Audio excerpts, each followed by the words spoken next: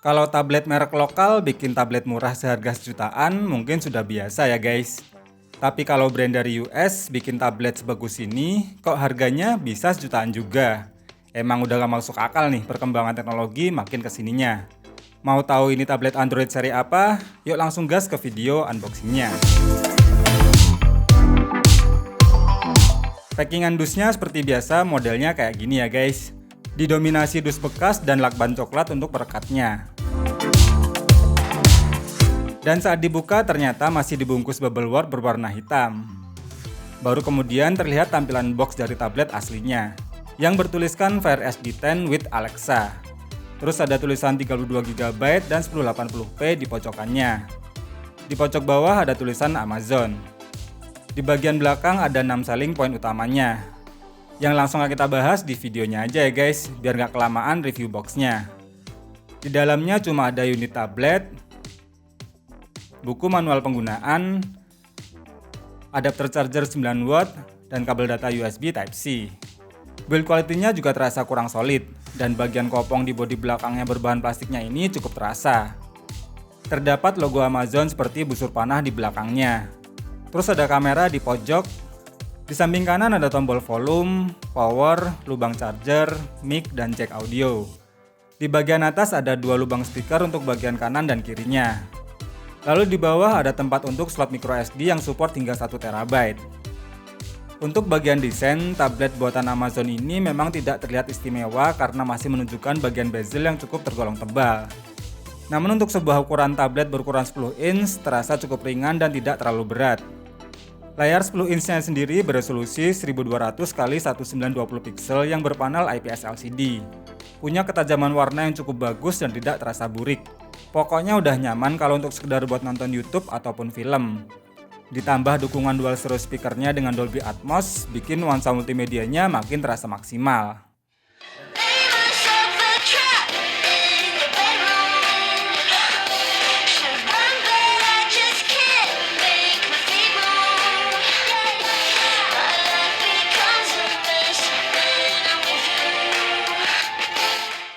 Dan sebagaimana fungsinya sebuah tablet, dengan layar selega ini kalian bakal lebih lega saat membuka 2 aplikasi secara bersamaan di mode split screen-nya. Bisa sambil browsing sambil buka YouTube atau hal yang lainnya. Dengan spek yang tergolong biasa dan tidak terlalu mumpuni, nyatanya performa chipset MediaTek seri jadul yang dipadukan dengan RAM 3GB dan ROM 32GB menggunakan interface Fire OS 7 yang berbasis Android 9 ternyata tidak terlalu mengecewakan. Asalkan hanya untuk kinerja harian yang standar dan bukan buat kebut-kebutan. Tapi jangan salah, kalau buat mainin game bagus sekelas game PSP, tablet yang satu ini masih bisa diandalkan. Meski saat dites pakai Antutu versi 8, skornya hanya bisa mencapai 140 ribuan, dan terlihat skor Geekbench 5 tesnya pun masih jauh di bawah standar. Namun siapa sangka masih bisa kok buat mainin 2 game populer yang masih ngetren hingga saat ini. Game PUBG Mobile masih bisa nih dapetin settingan HD High untuk settingan tertingginya. Tapi jelas paling enak mainnya di settingan Smooth High aja ya.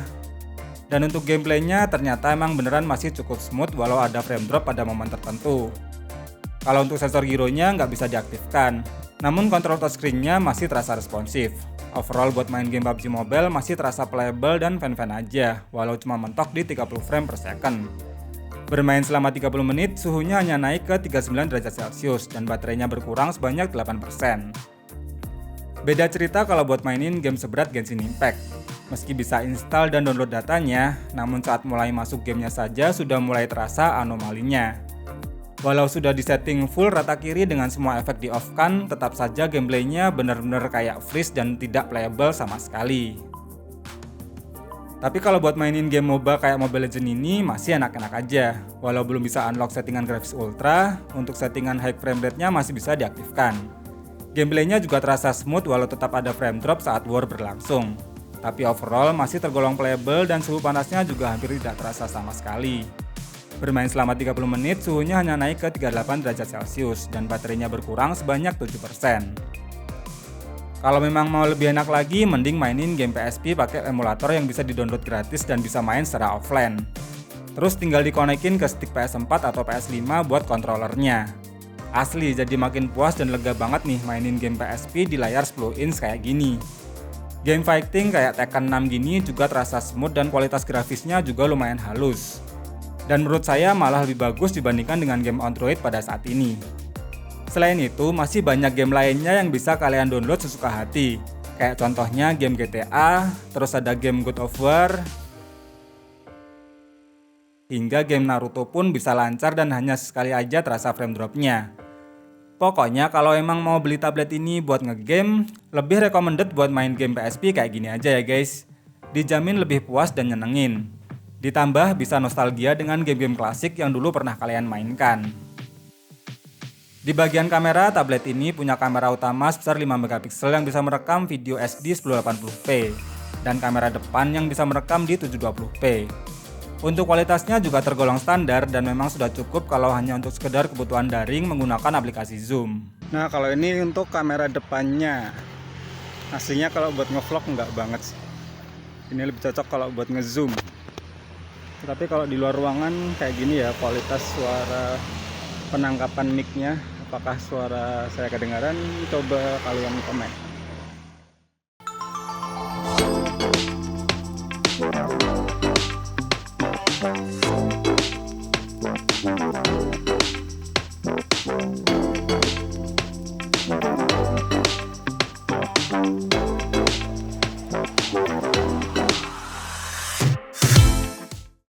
Oke, jadi ini hasil rekaman dari Amazon Fire HD 10 di mode Full HD 30 fps.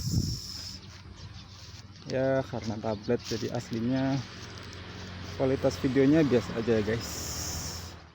Kesimpulannya, dengan harga yang cuma sekitar 1 jutaan, jelas tablet buatan Amazon seri Fire HD 10 ini bisa jadi pilihan yang pas untuk saat ini. Tablet dengan ukuran 10 inch yang menurut saya punya kualitas layar yang bagus, performa yang pas digunakan untuk kebutuhan sehari-hari. Asalkan bukan untuk kinerja yang berat, tablet Android yang satu ini jelas masih nyaman untuk dipakai saat ini. Buat nonton film oke, buat ngetik-ngetik dokumen, ngezoom, hingga ngegame pun masih bisa banget. Keterbatasan memori internalnya masih bisa diakali dengan micro SD. Tapi menurut saya yang kurang cuma di bagian RAM-nya yang cuma 3 GB. Jadi bakal terasa berat kalau untuk membuka beberapa aplikasi secara bersamaan. Jadi gimana guys menurut kalian tablet jutaan buatan brand dari US ini? Terima kasih sudah nonton video ini sampai habis. Semoga video bermanfaat. Irul pamit, sampai ketemu lagi di video berikutnya.